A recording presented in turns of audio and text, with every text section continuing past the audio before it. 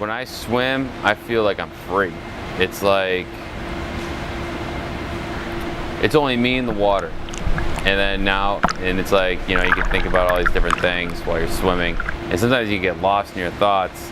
But since I've started swimming, I've started at like 5 laps, 10 laps, 15, 20, 25, all the way up to 100 laps. And it's just me in the pool, and then now it's just me and God. When I'm in the pool, it's awesome. Everything that happened leading up to the attack with the IED was probably the most profound thing that I have ever experienced in my life. It took me quite a few years just to piece it all back together, because there's a whole set of events that happened. And so on June 30th, I got into a near ambush. And a near ambush is when the enemy will filter you into this area, and they will wait until you hit a certain spot. And as soon as you hit that certain spot, they'll detonate like a mass casualty weapon system, like a bomb.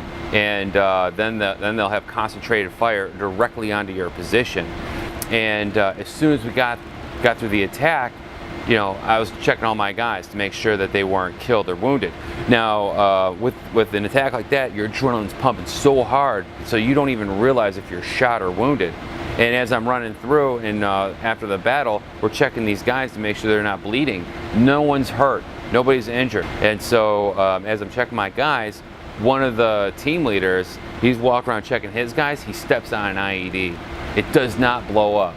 And so we scan it with our minesweeper, and we're like, okay, there's a bomb there. We blew it up in place, and then we rolled out. As soon as we got back to base, the other platoon replaced us to go out into the area. As soon as they got out there, boom, they lost 2 guys. One guy died, and the other guy became a triple amputee, and it really sucked. It was crazy. We were combat ineffective at this point. At this point in time in the deployment, they're like, no more patrols. We cannot patrol anymore, because if we lose any more guys, we're not going to be able to man the guard positions. And this is 4 months into the deployment, and we've already sustained this amount of casualties, so you know it's like extremely hostile area. So the next day, this was on July 1st, we got attacked on the base. And when we got attacked on the base, everyone just mounted up onto the wall. And when everyone's on the wall, everyone's just shooting off these guns in different directions, just shooting, just to try to get the enemy's heads down. I waited for this bad guy to pop out, and I let him have it. I mowed him down, and as soon as I got him, this like presence came right at me. And you know, for a long time I was in denial of what really happened, but it was like this thought just popped in my head, and I just felt this presence, and it was like, you live by the sword, you die by the sword. And I was like, what the heck is going on? Like, why am I thinking about this? The next day, my command is like, yo, we're not patrolling anymore. We lost so many guys, but Payne, where you went out there and shot that guy, you got to go out there tomorrow. And as soon as I walked out there, I felt that presence come right back at me, and it was like, get ready. I'm like, what the heck? And then boom, I got blown up. I went flying back, like I went up like 10 feet and back 10 feet. I stepped on a 30-pound bomb. There was just a big yellow and red and orange flash. It was like a giant firecracker just freaking exploded right in my face. When I was on the ground, I was looking at it, I'm like, oh shoot, man.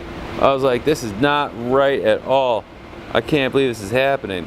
And I could see right through my arm. I could see through the bone, and I could see all the charred flesh. It looked like a chicken wing. You take a bite out of a chicken wing, and you just see the bone, and all that meat's gone. That's exactly what it looked like. And then I looked at my other hand. I was like, okay, this is not that bad. I just had some holes. Then I started looking at my legs, and my legs were just all ripped open. And it's not like they were gone. Like, they were gone below my knees. And it's not like a clean cut. It was like mangled flesh, just stuff ripped all over the place. And I could see my shin bone. I could see my kneecap, and it was just smoking, like just smoke dissipated off. It was stained red blood. I had 8 tourniquets on. I had 2 on my left arm, 2 on my right arm, 2 on my left leg, 2 on my right leg, and they were tightening them down, and that's when I first started feeling pain. It was like, as soon as they started cranking this thing down, it felt like the worst pain possible. First day I gone swimming after my attack was it took a lot of courage. My biggest challenge to overcome was suicide. I was suicidal for a while. When I started swimming again, this is when I got off my medications, and I was like, I gotta do this because of my leadership mentality. I gotta do this so I can be the best example for my soldiers, and they don't want to see me fail. And I can't show them that I'm a failure. It's like, I guess you could say it's pride. So I'm swimming every day, and I was like, I want to die. I was like, I don't want to do this. I was like, but I cannot fail my soldiers, so how can I do this? I was like, I know I could probably self-induce a heart attack. So I was like, I'm taking Adderall, and it was at the point where I'm like, okay, my heart's gonna explode, and I could feel it going, but it wouldn't, it'd feel like, okay, here it comes, but then it would just go away. And I'm like, God, why the hell can't you just kill me? I'm like, I don't want to live here. I want to die. Kill me, kill me, kill me, kill me. And then all of a sudden, boom, it was gone. Just disappeared. My suicidal tendency just evaporated. I was getting in shape. I was losing a lot of weight. My cardiovascular ability was like skyrocketing.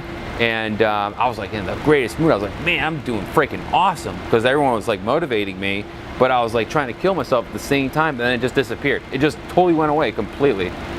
My road to recovery started the first day I started swimming in the pool. When the doctors, they were like, if you really want to recover, you have to do mind, body, and spirit. The first year of my recovery started in the pool, and it was starting the body. And I had to work the body, and then the mind came later, because I had to work through the whole depression and suicide. And the way how I did it, I just kept on going with the working out. And then it really, really cured my mind, but I was arguing with God the whole time, and then everything went away.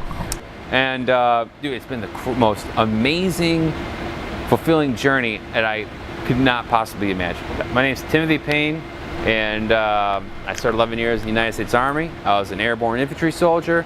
I was a Ranger candidate, Special Forces candidate ×2, Civil Affairs candidate, and I was the recruiter for Syracuse Recruiting Battalion.